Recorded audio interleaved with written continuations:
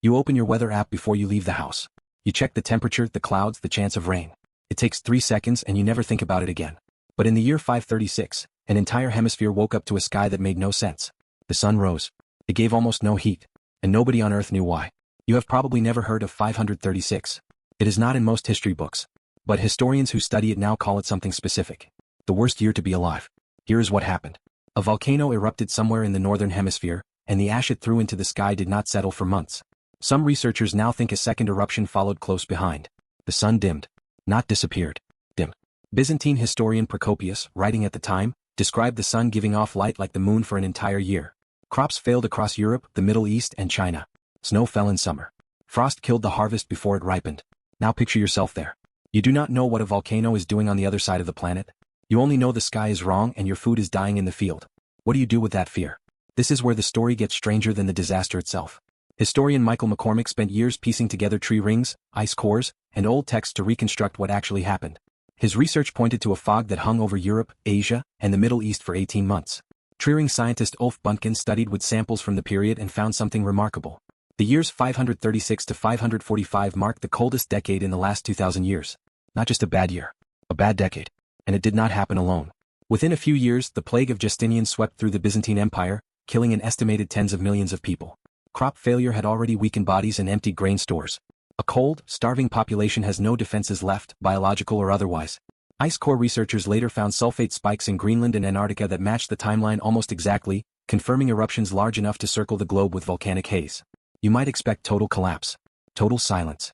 The end of a civilization in one clean historical line. But that is not what the record shows. What the record shows is adaptation.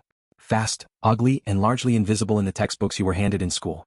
Farmers in parts of Europe shifted away from grain, which needs a full warm season, toward livestock, which can survive shorter growing windows. Some communities abandoned marginal farmland entirely and consolidated into smaller, denser settlements. Trade routes reorganized around whatever regions still produced surplus food. None of this was planned by a government. It emerged, household by household, decision by decision, out of people trying to get through one more winter. Here is the part that connects directly to you. Your brain did not evolve to process a slow-motion global catastrophe. It evolved to process immediate local threats. A rustle in the grass. A stranger at the edge of camp. Cognitive scientists describe this as a mismatch between the world your ancestors were built for and the world you actually live in. In 536, that mismatch became lethal. People could see the frost killing their crops, but they could not see the volcano, the ash cloud, or the mechanism connecting the two. Uncertainty. Not to a person. Not to a monster. Just to weather that refused to behave.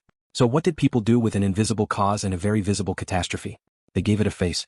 Across many of the affected regions, written accounts from the period turned to religious and supernatural explanations. Divine punishment. Cosmic omens. The wrath of something that could, at least in theory, be appeased. This was not ignorance. This was a coping strategy. A cause you can name, even a frightening one, feels more survivable than a cause you cannot see at all. Psychologists studying uncertainty and control have found something similar in modern populations facing ambiguous threats. When people cannot identify the source of a problem, they often manufacture one, because an explanation, even a wrong one, feels safer than an open question. You do this too. Right now. Today. Think about the last time something went wrong in your life for reasons you could not immediately explain. A sudden headache. A friend who stopped replying to texts. A market crash that wiped out part of your savings. Your first instinct was probably not to sit calmly with the uncertainty. It was to find a reason. Any reason. Stress. Something you said. A conspiracy. A pattern, even an invented one, because a pattern gives you something to act on. The people of 536 were not primitive for turning to omens. They were doing exactly what your brain still does, just with the tools available to them at the time. And here is the twist that most people never hear. 536 did not end civilization. It reshaped it. Some historians now argue that the demographic and economic disruption of this decade helped set the stage for major political shifts across Europe and Asia in the centuries that followed, from the reorganization of the Byzantine economy to shifts in power across the former Roman world. A single volcanic event, thousands of miles from where its effects were felt, altered the trajectory of human history without a single person at the time understanding what had actually happened to them. Nobody who lived through 536 ever learned the real cause. They died without the ice cores, without the tree rings, without Procopius's account being cross-referenced centuries later by climate scientists on the other side of the planet. They lived, adapted, and died inside a mystery that only became solvable more than 1,000 years after the fact. Which raises an uncomfortable question. What are you living inside right now that will only make sense 1,000 years from now? You are surrounded by systems too large to see the edges of. Supply chains that span continents. Climate patterns shaped by feedback loops even specialists argue about. Economic shifts driven by decisions made in rooms you will never enter. You experience the effects. Rising prices. Strange weather. Sudden shortages. And just like the people of 536, You often reach for a nameable cause, even when the truth is a tangle of systems too vast for any one explanation to hold. That instinct is not a flaw unique to you.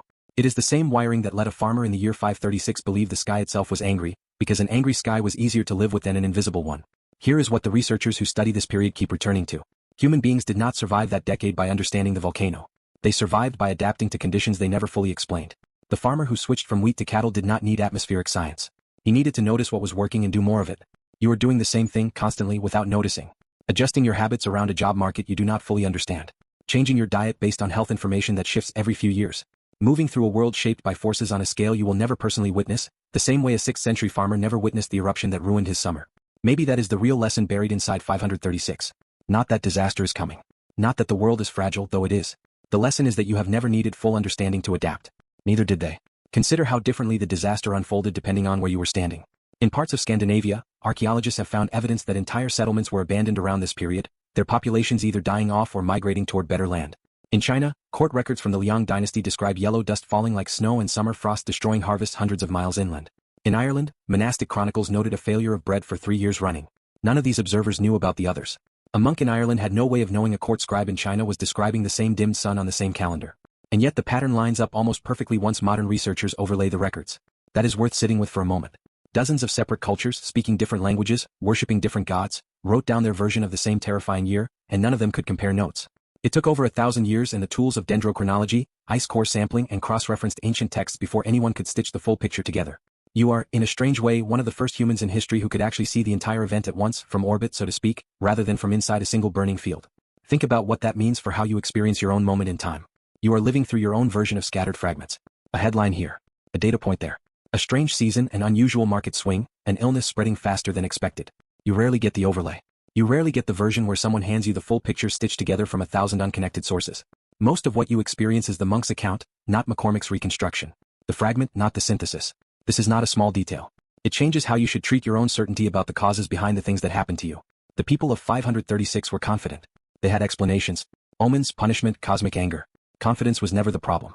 The problem was that confidence and accuracy are two completely different things, and the 6th century mind, like yours, cannot always tell them apart in the moment.